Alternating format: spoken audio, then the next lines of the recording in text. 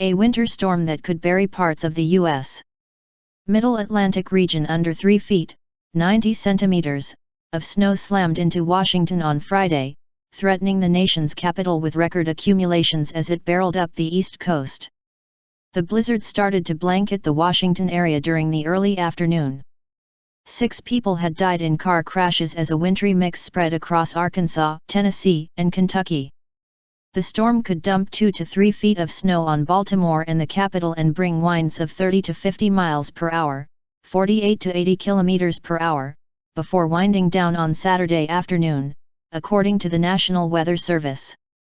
Philadelphia and New York were expected to get 12 to 18 inches, 30 to 46 centimeters, of snow before the storm abates.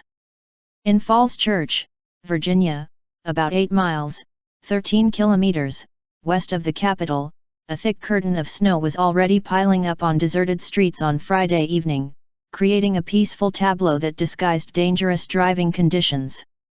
"I want to be very clear with everybody.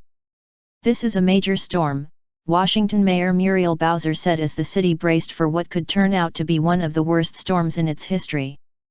"This has life and death implications and all the residents of the District of Columbia should treat it that way."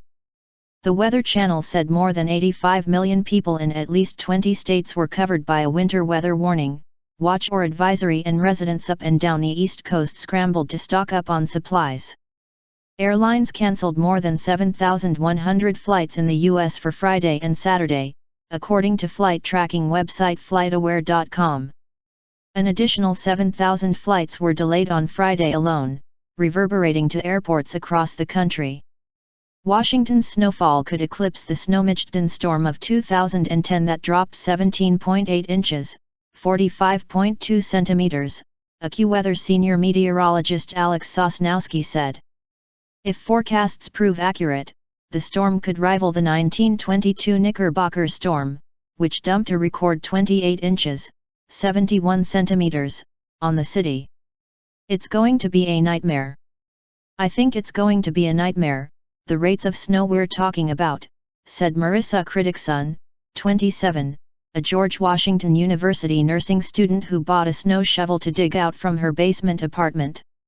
Southeastern Pennsylvania, including Philadelphia, was expecting 10 to 18 inches, 25 to 46 centimeters. The approaching storm led New Jersey Governor Chris Christie to return home from New Hampshire, where he was campaigning for the Republican presidential nomination. Christie declared a state of emergency as well. "The smartest thing for you all to do is stay home, stay where you are," Christie told an evening press conference.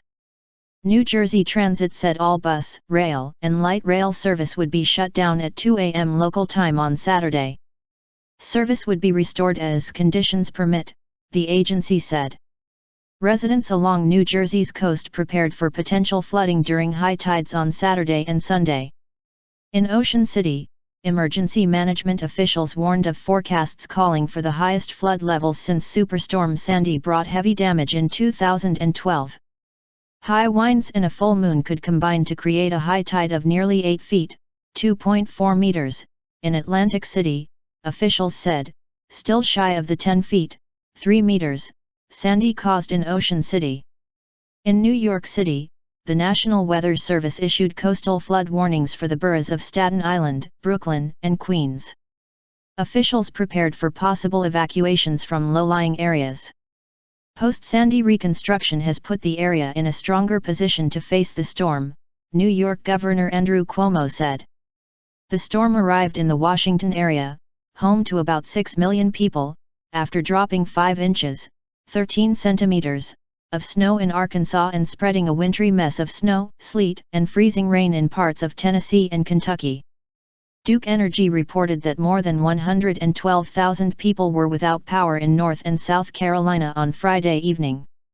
In addition to snow, the Charlotte, North Carolina, area could get up to a half-inch, 1.3 centimeters, of ice, making roads dangerous.